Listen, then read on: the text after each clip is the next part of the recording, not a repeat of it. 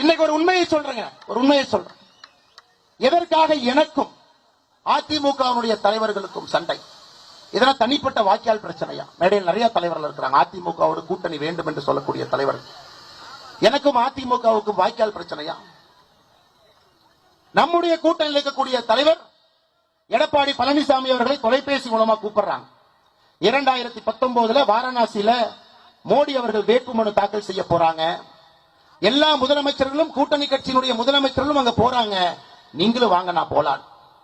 அதற்கு எடப்பாடி பழனிசாமி சொன்ன பதில் என்னன்னா, தோற்க போகிற மோடிக்காக நான் எதற்கு வாரணாசிக்கு வர வேண்டும் என்று சொன்ன பதில். இல்லை என்று எடப்பாடி பழனிசாமி சொல்லட்டும்.